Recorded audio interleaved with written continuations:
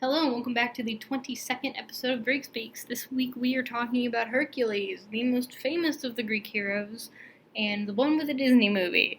So the thing about Hercules is the way his labors were formed were pretty much just everybody in the Mediterranean wanting to be able to say, oh, Hercules came here and fixed this thing for us, which is why you have the 12 canonical labors that everybody kind of assumes with Hercules, but there are lists of 20, there are lists of 8, there are lists of a bunch of them. Rome even had, in their version of it, him coming through down to the boot of Italy after doing something west of Italy in France. So he kind of just comes over from France and then goes down and then goes over toward Greece.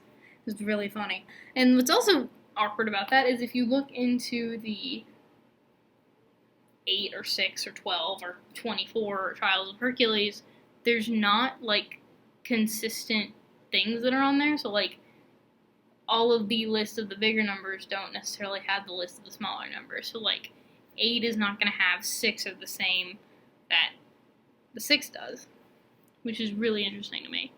Anyway, so we're talking about Hercules. Heracles. I'm gonna say Hercules because that's the way that most people in the Western world say it. But technically speaking, as a classicist, because I'm a nerd, Heracles with that Hera in it is more inclined to his name, because he was named Heracles because Heracles means glory of Hera, so that she wouldn't try to kill him, which did not work out, as we will soon see. So, starting off, as you typically do with the Greek heroes, you start off with how they were born. So, Zeus, like always, it's always Zeus, sees a woman, thinks she's cute, and is like, okay, baby time. Because Zeus is Zeus. I have a lot of opinions about Zeus, but I want this to be a family-friendly show. And I can't say everything I want to about Zeus, because they would not be family-friendly. I say as I discussed bestiality in the last episode. Anyway, Zeus wants to get with this woman, but the woman's married. Woman's name is Alcmene, her husband is Amphitryon. They are married, so Zeus can't, sleep with her. Unfortunately, Amphitryon is on a campaign somewhere, a military campaign, and Zeus just can happen to change his form to look like that of Amphitryon. And so he does this and sleeps with Alcmene, and in some cases, Alcmene then sleeps with Amphitryon, so she gets pregnant with Amphitryon's kid and Zeus's. So sometimes Hercules has a twin, named Iolaus or something like that. But for simplicity's sake, let's just say either way, he is the son of Zeus. And Hera, when she finds this out, knows that Alcmene's cousin is pregnant, and says to Zeus, hey, the next descendant of Perseus should be the heir of Argos, or heir of Mycenae or Tiryns. It depends on the translation, but should be the next heir to this great city. When it's time for Hercules and his twin, or just Hercules himself, to be born, Hera kidnaps the the goddess of childbirth, and makes his cousin Eurystheus be born prematurely and has Hercules be born late. So Hera is already robbing him of his birthright to a degree. And Eurystheus will come back later, but he's not going to be back for a couple minutes, so put a pin in that. And so anyways, Hercules is born, and Hera sends 2 snakes into his room. His cousin, or this other baby his twin or this other baby that's in the room with him, starts freaking out because, obviously. And so, Alcmene and Amphitryon hears the baby screaming and, rushes in and is like, oh my god, what's happening? And Hercules is there just playing with 2 little scaly ropes, because he had strangled the snakes to death. So yeah, and that's pretty indicative of how this kid's life goes. Anyway, so a couple more years pass. Hercules tries to be a normal prince, and kind of like in the movie, he's really strong, and he's kind of like doesn't know how to like use his strength or control his strength. At one point, he is learning the lyre from somebody, and the person who's teaching him the lyre is like, "No, you need to do this, this, and this." And Hercules gets really mad and like bashes him on the head with the lyre and kills him. So eventually, Amphitryon is like, "Okay, you're gonna go be a shepherd and go out and just chill and be away from people so you can't hurt them. Just go deal with the sheep." And yeah, so he's a shepherd for a couple years, and he gets married in this time to a woman named Megara. So he and Megara have a couple kids, he's a family man, everything's going okay. And then Hera's like, "Okay, you can't have too happy of a life," and makes him go crazy, and he thinks his children and his wife are either dear or his greatest enemies, and he kills them. And his blind madness is just really sad. He wakes up from this madness and is like, "Oh crap!" And so he goes to the Oracle of Delphi, or just an oracle, and says, "How do I get this blood off my hands?" And yes, while in the modern audience we would think, okay, it wasn't his fault, it was Hera's, like he wasn't conscious that he was doing it. And yeah, I just watched this Netflix series called Ratched, and it's so good. It is really good if you want like a gory, like drama, gay show. It is so good. Tangent, but it's set in the 1940s, and it's during the time when they were trying to debate whether or not it was a good idea. It was good to put the death penalty on people who weren't mentally stable to recognize the horridness of their crimes. And so there's an entire plot point of trying to convince the world that the main character's brother, who had killed 4 priests, that he's crazy and he doesn't know that he was doing it, kind of thing. It was really good. Anyway. But the Greeks very much had this idea of like, the blood is on your hands, you need to fix it. So he goes to the Oracle and says, "Okay, what do I need to do to fix this?" And the Oracle says, "You need to serve your cousin Eurystheus for a certain amount of time." And so he goes to Eurystheus, and Eurystheus is kind of a baby. He's a huge wuss. I kind of love making fun of him for various reasons. And so Eurystheus is like, "Cool, I am going to go just make you kill a bunch of things," basically, and fix a bunch of problems in Greece. And in some versions, he's conspiring with Hera to make Hercules die or do X, Y, or Z or whatever. And so the first one is the slaying of the Nemean lion. So the lion is the child of Typhonus and Echidna, which are these... It's basically Godzilla and this like nymph snake woman kind of thing. And the lion can't be hurt with mortal weapons and is like impervious to anything. So you can't chop its head off, you can't shoot it with an arrow, you get it. So Hercules chokes it to death with his bare hands and just strangles it, and eventually when it's dead, he skins it with his own claw. And that's where he gets the lion head and like the cloak, which is really cool. And it's one of his attributes. So 9-headed Lyrian Hydra, like lives in a swamp pretty much, and it's in the movie, it's in the Disney movie, is when you cut off its head, it grows 2 more in its place. And so eventually Hercules gets to the point where he figures out, if I burn the head stumps, like once I cut it off, if I cauterize it, it won't grow back. So he does that, and in some versions, one of the heads is immortal, so he buries it under a rock. But the person who gives him fire is either his nephew or lover, this guy named Iolcus. And so Hercules says, "No, you can't do it." So Hercules does. It goes back to the king, and the king says, no, you got help for that one, that doesn't count. And so he's up to 11 tasks. Another weird thing about this is the Lyrian Hydra is one of the siblings of the Nemean Lion, so it's two right next to each other. So the third is capture the gold hind of Artemis and not kill it, but capture it. And it's not really it's different. And it's a lot of just running around and trying to catch this thing. And Artemis herself is like, yeah, you can do it. I mean, whenever Hercules interacts with the gods, minus Hera, they're like, hey, if you don't hurt the thing you're taking, I don't care if you take it. Just, like, bring it back and don't hurt it. So that's pretty much Artemis's, like, things. And he chases it for a year. And eventually he's able to catch it. And as soon as he lets it go, it zips back to wherever Artemis is. And it's really funny. The next one is capture the Erythmian boar, which takes him up into the mountains of Greece. It's not very difficult, it just takes a really long time.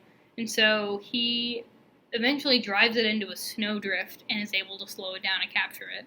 And when he brings it back to Eurystheus, he hides in a pot, like one of those big giant Greek amphoras. He hides in that, which is so funny to me. I love it. So day 5 is to clean the stables of King Augeas. Not the Augeas from last week. And Hercules does this by diverting the path of 2 rivers into it, and so he just cleans it out that way. And he does I believe it's this one or another one that he does for payment. And so, again, Eurystheus is like, no, that doesn't count, you did it for payment. So he's up to 12, which is the most like well-known number of his tasks.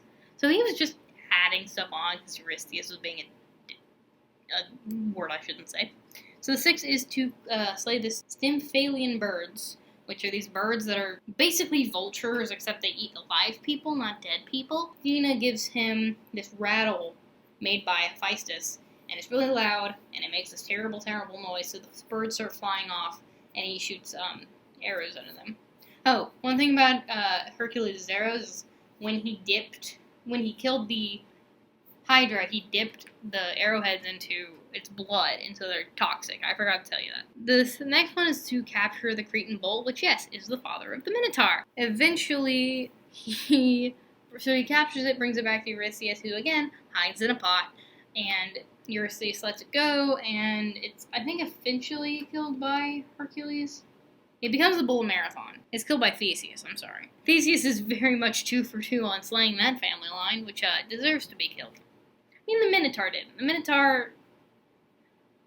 I have opinions about the Minotaur. It's like, if it was just like a baby and it could have been like a normal human-bull hybrid, okay. But if it like came out of the womb like trying to eat people, that's another thing. We're never really given a distinction, and it's sad either way. Anyway, tangent aside. So the 8th one is to steal the mares of Diomedes, not the Georgian hero. They eat people, and so eventually Hercules just kills Diomedes and feeds him to his own horses, and that calms them down enough to let him get a bridle on them and lead them back to Eurystheus. And then the 9th is to obtain the girdle of Hippolyta, which is the queen of the Amazons, and one of Theseus' consorts. Hercules is talked to her. She's like, okay, yeah, you can have my girdle. It's also a rumor that Eurystheus made Hercules go do this because Eurystheus' daughter wants to have his girdle, which is really funny to me. So he was going to just very simply be able to take it, go off in his merry way, but Hera comes down from Olympus disguised as an Amazon and says that Hercules is going to abduct their queen. And so the Amazons start freaking out and eventually get into a battle with Hercules and his companions, and Hippolyta is killed in the process. So the next is to obtain the cattle of the Geryon. The Geryon is actually the grandson of Medusa. He is the son of her son Cryastor, I want to say, which is either a giant flying pig or a golden warrior. It depends on the translation. I don't see how that's a translation error, but, mythology is fluid and weird. Which, I mean, he has 3 torsos. Like, he has 1 head, and then 3 torsos, and then 2 legs. It's really weird. So yeah, he steals the cattle and takes them to Eurystheus. Just pretty normal. I think in this one, Hera sends a gadfly to bite one of the cattle, and he has to spend like a year trying to get them all back together. So the next one, second to last, this is the number 11, is to steal the golden apples of the Hesperides, which is just pretty much anything Hesper in Greek is just the west, or just the night, because that's where the sun sets. So Hesperides are like the evening goddesses, pretty much. And this is the golden apples of the Hesperides are actually a symbol of Hera. So he's very much like going on like, you know, he's on shaky ground. And there's this dragon named Ladon that is around the base of the tree.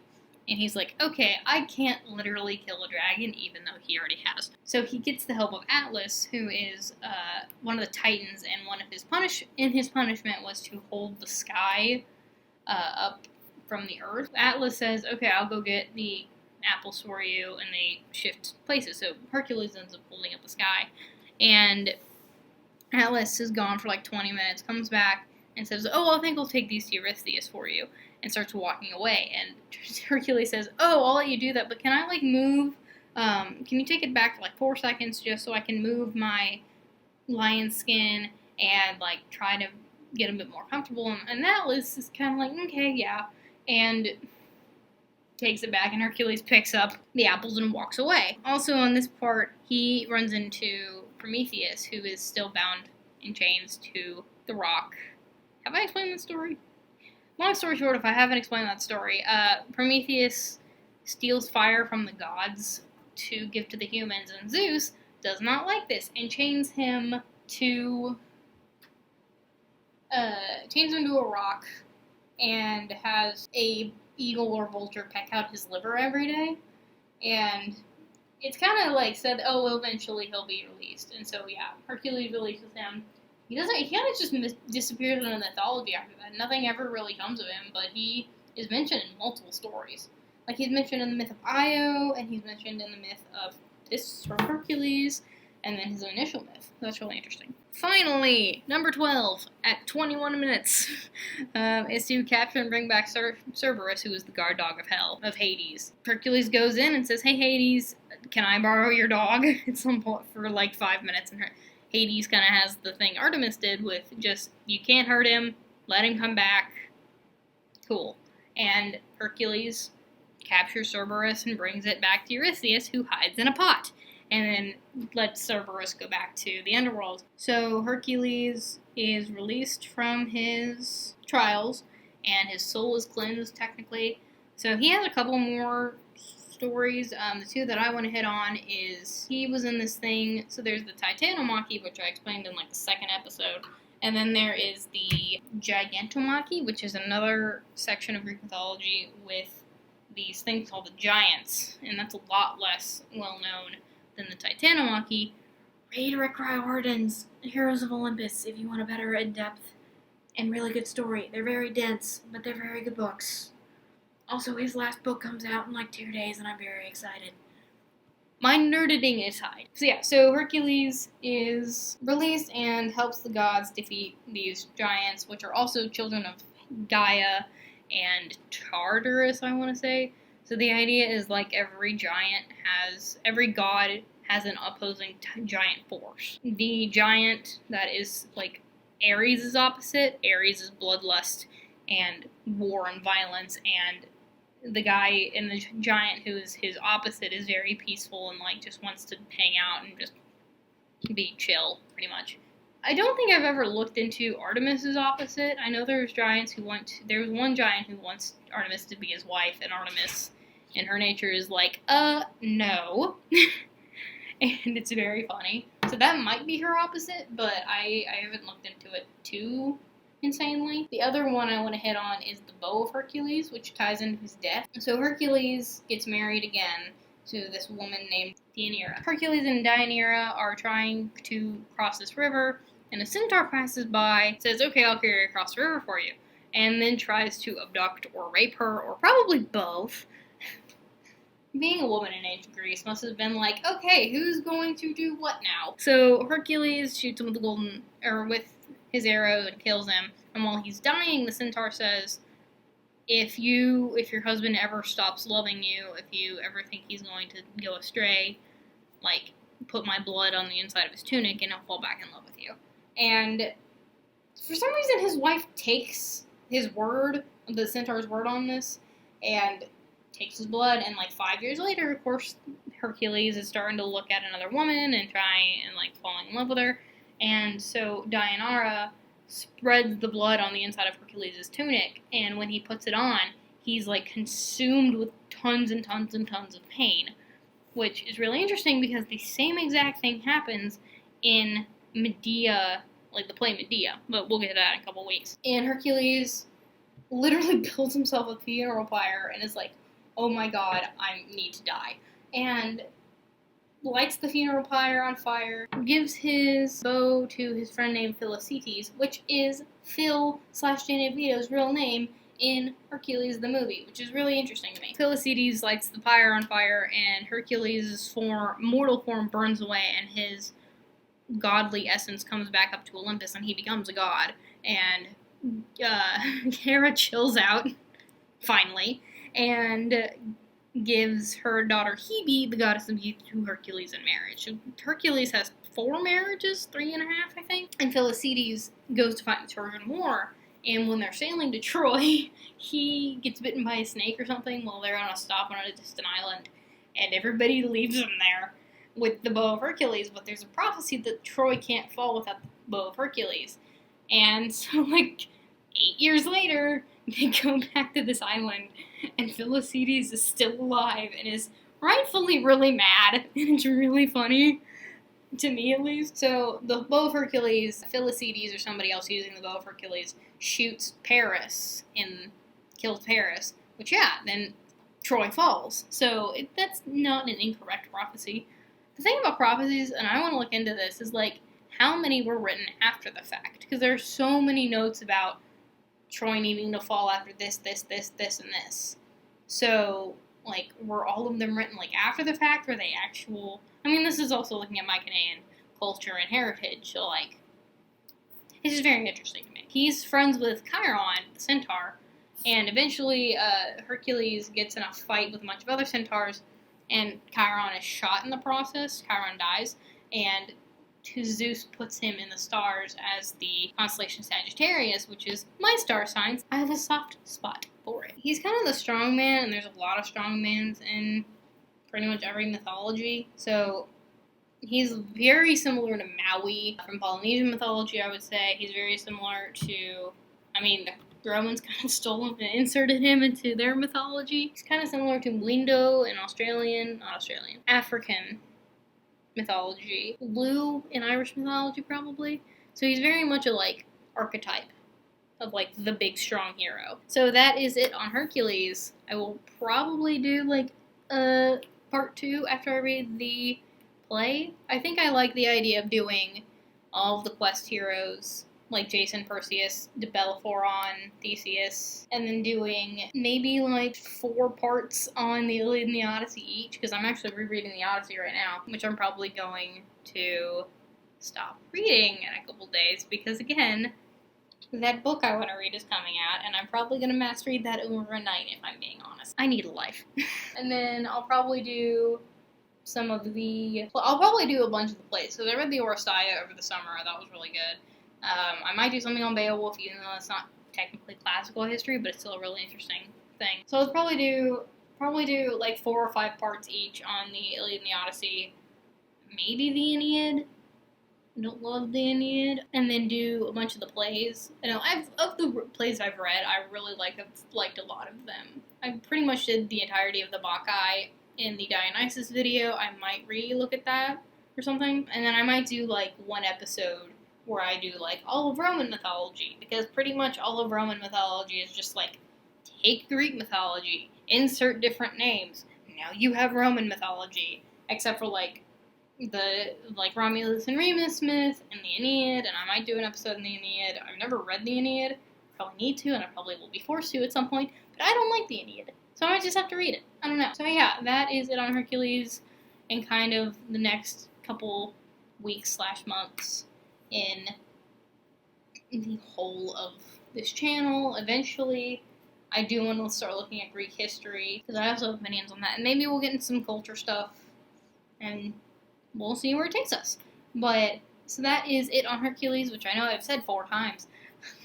As always, if you have any suggestions or myths you want to look at me, if you want me to look at in particular, leave them down in the comments, and I will see you next week.